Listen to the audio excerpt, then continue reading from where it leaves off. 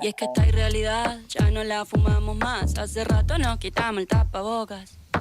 Mariana Carvajal siempre con nosotros y hoy con un invitado porque está con nosotros Hernán Navarro, que es director ejecutivo de Grooming Argentina, que es uno de los temas sobre los que viene advirtiendo Mariana hace tiempo, ¿no? ¿Qué tal, Rey? ¿Cómo estás? Mira, quienes tenemos niños, niñas alrededor, ya sea como hijos, hijas, sobrinos, es un temón. Es un temón porque los chicos pasan cada vez más horas con el celular y los adultos no estamos en ese lugar porque no sabemos. Mira, yo pensaba que es como una gran pileta que cada vez tiene más agujeros y el agua le sale por todos lados. Porque vos cuando tenés a un niño, un adolescente, podés advertirle sobre los riesgos que tiene la calle, andar solo en el espacio público, salir a la noche incluso, pero sobre lo que pasa en torno a las redes, al espacio online, tenemos poca idea, o no sabemos cómo intervenir. Sí, eso es lo que nos pasa. No sabemos ni cómo plantearlo, ¿no? Exacto. Y pasan muchas cosas,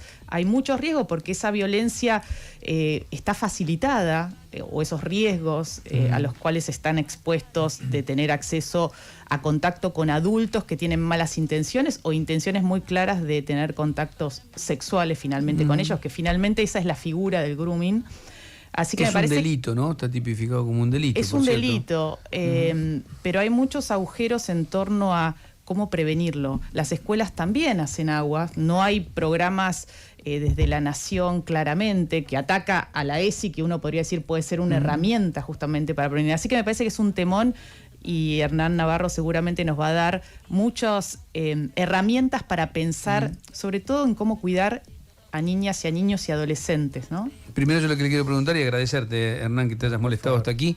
¿Qué es Grooming Argentina? Contá primero qué es la organización que representás. Bueno, me tocó fundar esta ONG, una ONG en el año 2014, a raíz de observar una vacancia en la Argentina en materia de políticas públicas, en materia organizacional, al punto tal de hoy convertirnos en la única organización global que lucha específicamente contra este delito. Y a partir de ahí identificamos esta vacancia y comenzamos a construir una idea de proteger a las infancias y adolescencias en el entorno digital, visibilizando ni más ni menos que a un enemigo público hoy, al cual considero la segunda red criminal más grande en el mundo después del narcotráfico, que es la pedofilia. La pedofilia encontró en internet el vehículo de contacto y de proximidad, bien lo decía Mariana, para con cualquier niña, niño, adolescente. Hoy un pedófilo en cualquier parte del planeta puede estar en contacto con un niño de cualquier parte del planeta. Internet como medio, lo pongo a la inversa, antes el pedófilo necesitaba tocar, hoy el pedófilo necesita contactar y lo hace de manera omnipresente por cualquier plataforma digital, más aún teniendo en cuenta que esa tormenta perfecta que nosotros identificamos, producto de la ausencia de políticas públicas en materia de educación digital, la ausencia de diálogo en casa, la ausencia, el corrimiento del mundo adulto en el acompañamiento de la vida digital de sus hijos, hace que ese aprovechamiento de esta matriz perversa, que es un poco la que prevalece en la industria de la pedofilia, contacte a las infancias en edades cada vez más prematuras, que los datos también en Argentina nos muestran que ya 4 de cada 10 chicos y chicas acceden a sus primeros teléfonos propios antes de los 9 años. Bueno, esto genera no solamente un caldo de cultivo para el sector más perverso de la humanidad y de la sociedad, sino que a la vez una tormenta perfecta que lamentablemente favorece el incremento drástico, como lo estamos viendo, de las víctimas. Ya te voy a preguntar también, Mariana, ¿no? Pero me da una curiosidad a mí saber qué magnitud tiene, ¿no? Se me ocurre alguien que nos está escuchando y dice, che, pero pará, ¿es tan importante? ¿No están magnificando? ¿Hay tanta acoso o tanta agresión a niños y niñas en Internet? Sí, es incalculable. Incalculable. De hecho, no exageramos cuando decimos que estamos frente a una pandemia en las sombras. La pandemia per se vino a generar varias epifanías, entre ellas el fenómeno de la hiperconectividad en niñas, niños, adolescentes. La hiperconectividad hoy es un fenómeno constante que nunca ha dejado de cesar y que se traduce, por lo menos la mirada que tenemos nosotros de esta condición es sinónimo de hipervulnerabilidad. Un chico hiperconectado es un chico hipervulnerable. Cuando contrastamos datos de la realidad que nos muestran que un solo pedófilo puede, y esto surge de los procesos judiciales, un solo pedófilo puede mantener conversaciones de manera simultánea con hasta 200 perfiles de niñas, niños, adolescentes, cuando analizamos que un solo pedófilo en el mundo puede tener en su poder material de violencia sexual, es decir, la mal llamada pornografía infantil. Digo mal llamada porque las niñas y los niños no son actores porno, sino que son víctimas de abuso, víctimas de violencia sexual. De un solo pedófilo, más de 100.000 archivos de violencia sexual, más de 100.000 archivos de desnudez de niñas, niños, adolescentes. Bueno, no estamos frente a casos aislados, sino que estamos frente a una situación, una industria organizada que se mueve como todo crimen organizado de manera empresarial y que encontró de nuevo en Internet ese vehículo de proximidad y de contacto permanente. Decíamos al principio que los adultos podemos estar un poco perdidos de cómo protegerlos. ¿Qué podrías decirles a padres o madres, abuelas que están escuchando? ¿Qué hacer? O sea, ¿qué cosas pueden llamar la atención, dar alertas y cómo intervenir o cómo tener este diálogo para protegerlos? A ver, en primer lugar, el mundo adulto está anestesiado en materia digital. Hoy parecería ser que los hijos son los padres en materia digital. Es decir, el mundo adulto es copiloto de la vida digital de sus hijos con un GPS roto. Cuando el GPS no funciona, la responsabilidad recae netamente en quien posee, en quien maneja, en este caso en quien posee el dispositivo. Y entonces, para recuperar esa brújula. Bueno, a ver, acá necesitamos armonizar las miradas, ¿no? Entender que estamos frente a violencias que son reales. Esto es un término muy dañino que se acuñó en la pandemia, lo virtual, ¿no? La virtualidad, no existe lo virtual. Todo lo que sucede en Internet causa y genera un impacto y un efecto real en la vida de las personas. Las amenazas son reales, los impactos son reales, la violencia, el daño emocional es real, al punto tal de que nosotros entendemos al grooming como la nueva modalidad de la violencia sexual, entonces, Hernán, sin contacto físico. Por ahí está bueno que puedas, ese diagnóstico es tremendo y lo sabemos. El punto es cómo intervenimos. Bueno, si tenemos sospechas, ¿qué es lo que nos puede llamar la atención para decir, bueno, acá hay algo raro? No está chateando con una compañera o con un compañero de la edad, sino puede haber un adulto del otro lado que tenga malas intenciones. Sí, nosotros observamos dos indicadores, por un lado indicadores generales e indicadores específicos en todas las víctimas.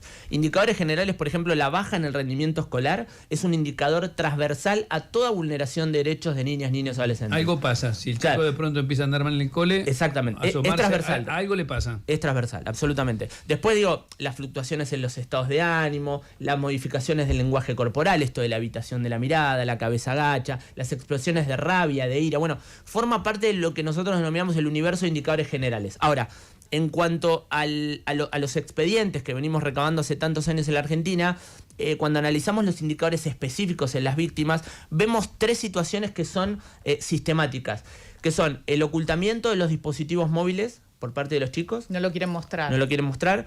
El estar conectados hasta altas horas de la noche, que esta se puede camuflar un poco con la dinámica del adolescente, que se queda conectado hasta altas horas de la noche. Y la tercera es la insistencia al querer conectarse, más aún cuando es recurrente y más aún cuando existe algún régimen de conectividad en casa, que en la mayoría de las familias argentinas, lamentablemente, esto no existe. Estos tres indicadores alternados, conjugados con los indicadores generales que anteriormente mencioné, dan motivo suficiente para posicionarnos en un rol de escucha, de paciencia, de ternura, de amor, porque también es muchas veces la necesidad del mundo adulto, el padre, de la madre, de saber qué pasó, la que termina acorralando a los chicos que no quieren causarle daño a nadie, que no quieren lastimar a nadie, que no cuentan lo que les pasa porque justamente no quieren hacerle mal a mamá, papá, o por ahí les da vergüenza, se sienten presionados, se sienten avergonzados. ¿Cuáles son los dentro de lo que es el delito del grooming en general, que quiere decir el acoso a un menor por vía digital? ¿Cuáles son los mecanismos que habitualmente, por lo que ustedes ven en los expedientes, en las causas que se logran abrir, son los reiterados?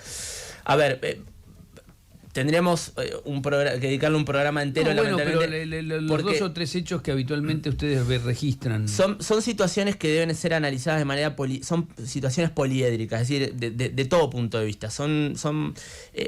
Nosotros estamos viendo, por ejemplo, los juegos online. Y te puedo mencionar esta primera instancia de plataformas de juegos online, donde el pedófilo necesita... nosotros hablamos de distintas fases, ¿no? Primero el enganche, lo que nosotros denominamos el atrapamiento, para luego fidelizar el vínculo. y a partir de ahí, en una conducta pasiva-agresiva, rápidamente sexualizar esa conversación y es ahí donde se configura, donde se perfecciona lo que nosotros ya no denominamos un acoso, sino que un acto de violencia sexual. O sea, que pueden ingresar por el tema de los juegos. Juegos, redes sociales, cualquier plataforma digital, Rey, lo pongo al revés. Incluso algunas plataformas específicas en las cuales dialogan. Bueno, ayer advertíamos acerca de OmeTV. OmeTV es lo que era Omegle hace muchos años. Había una plataforma que se llamaba Omegle, que eran videos aleatorios random, donde una persona en tiempo real podía toparse con otra persona en tiempo real, a diferencia de TikTok, que son videos editados y con ediciones. Esta plataforma del año 2023, a raíz de muchas denuncias, es dada de baja. Hoy OmeTV viene a continuar ese legado de Omegle y estamos viendo ya situaciones que nos denuncian, que nos reportan, de personas que aparecen desnudas en los videos, la reproducción de la mal llamada pornografía infantil, es decir, le muestran a los chicos actos de violencia sexual a niñas, a niños y adolescentes. Hernán, bueno, por eso digo, cualquier plataforma. Te hago una pregunta. Cuando, la serie Atrapados de Netflix puso el tema en agenda, y tuvo ustedes recibieron un montón de denuncias posteriormente o llamados, consultas, y ahí me llamó la atención que vos cuestionaste un poco la narrativa en relación a cómo intervenir, cómo un adulto interviene, porque imagino que... Es interesante lo que decís. Si una como mamá o como papá se da cuenta, muchas veces intenta seguir ese vínculo con ese supuesto pedófilo, chateando, y eso puede interferir lo que puede ser la prueba. Sí, es lo que llamo la falacia del héroe solitario, digamos.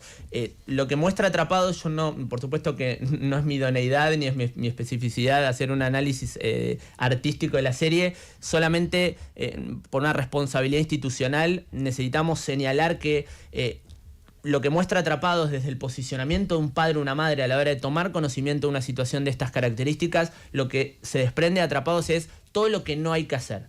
O sea, por ejemplo, claro, primero hacerse pasar por la víctima. Digamos, ahí ya se trunca el delito. Ahí existe una persona mayor de edad, pedófilo, hablando con otra persona mayor de edad. Ahí ya se frustraría el futuro del proceso penal.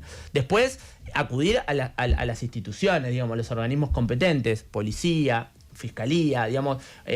En esto nosotros trabajamos con la Policía Federal hace muchísimos años, el año 2018, y consensuamos en un equipo común donde recepcionamos los reportes y automáticamente a través de una aplicación que es GAP, una aplicación gratuita, GAPP, un padre o una madre presiona un botón, lo remite a nuestro WhatsApp, hay un agente de nuestra organización que recepciona esa noticia criminis, hacemos un llamado telefónico en el día al papá, a la mamá, redactamos todo lo que nos cuenta y lo derivamos a la fiscalía. En el día estamos garantizando el acceso a la justicia. A ver, hay una aplicación que es de ustedes, sí, entonces. Año 2018 la lanzamos. GAPP. Es gratuita. GAPP. Te la bajás como padre, como adulto. Absolutamente. Y ahí podés reportar un hecho sospechoso. Absolutamente. Lo que sea. Está bueno que lo aclares. Sospechoso, me gusta eso porque estamos recibiendo de todo. Lamentablemente. Presionan el botón, automáticamente ese papá, esa mamá, ese docente está en comunicación por WhatsApp con Grooming Argentina, un agente de nuestra organización va guiando esa conversación, encuadramos el delito o no, orientamos o derivamos, y ahí actuamos en el día, estamos garantizando el acceso a la justicia de las niñas, niños y adolescentes. Esta aplicación pretendemos ahora regionalizarla con la agencia de las policías en América, bajo la figura de Ameripol, para que toda América pueda, a través de esta aplicación, articular, porque es importantísimo entender que frente a este delito las fronteras desaparecen. Claro. El autor puede estar en Bolivia y la víctima en Argentina o viceversa. Sí. ¿Y hay resultados concretos? Me refiero, ¿hay personas detenidas? Sí, ¿Se ha claro. llevado adelante? ¿Se ha logrado avances? Absolutamente. La semana pasada nos contacta una chica, 14 años, dice, mi mejor amigo se está queriendo ir a encontrar con alguien y no lo sabe nadie, lo sé yo sola. Mirá. Pido ayuda, de manera anónima nos contacta. Estamos recibiendo cada vez más casos anónimos. Ahí lo que hicimos rápidamente fue primero, estratégicamente, evitar ese encuentro, ¿no? Rápidamente dimos intervención para evitar ese encuentro. Logramos evitar el encuentro, articulamos con la Policía Federal, rápidamente generamos la denuncia en la Fiscalía, la Ayudantía Especializada en la Matanza, y en pocos días logró la justicia atrapar, detener a esta persona, que como mecanismo había creado una pensión donde le prometía a adolescentes jugar en primera, en clubes del ascenso, y a partir de ahí generaba instancias de violencia sexual. Tremendo. No, quería, agregar algo sobre el tema de la exposición que los padres le dan a sus hijos en las redes. Hay un caso muy famoso que fue el de Ren Eleanor, que es una mujer australiana que publicaba videos de su bebé, de su nenita, muy inocentes, o sea, comiendo, pero el tema es que hubo mucha gente que los guardó, los videos estos, hubo 370.000 personas que guardaron un video donde ella estaba con un vestidito, entonces bueno, ahí se empezó a abrir todo este debate de la pedofilia, de las cuentas encubiertas en TikTok que consumen este contenido, que tal vez pueden sexualizar hasta una nena que está comiéndose, no sé, un choclo, un pancho, lo que sea. Entonces, bueno, fue muy criticada, tuvo que cerrar su cuenta, 17 millones de seguidores tenía. Entonces también que los padres tomen conciencia de cómo exponer a sus hijos en redes. Esto que traes es muy interesante porque describe un fenómeno que es el fenómeno del sharenting, que es la sobreexposición de los datos personales de los hijos por parte de los padres. Yo ahí pongo en tensión el acto de amor. No podemos desconocer que es un acto de amor, subir una foto con mi hijo o con mi hija, versus la potencial vulneración de derechos. Los chicos no son propiedad de papá y mamá. Claro. Y es más, cuando nosotros les preguntamos en las escuelas, che, ¿a ustedes les gustaría que papá y mamá suba fotos de ustedes desde que nacieron hasta hoy? La respuesta es la mayoría de los chicos dicen que no. La mayoría dicen que no. La mayoría dicen que no. Sí, es curioso que los padres no registren ese no. Sí. ¿No? De hecho, en Estados Unidos el 93% de las identidades digitales menores ya se da en niños y niñas menores de 2 años. Hernán, locura. En el 2020 se sancionó una ley, la ley de grooming, que creaba el Programa Nacional de Prevención y Concientización del Grooming o Ciberacoso. Sí. ¿Se creó ese programa?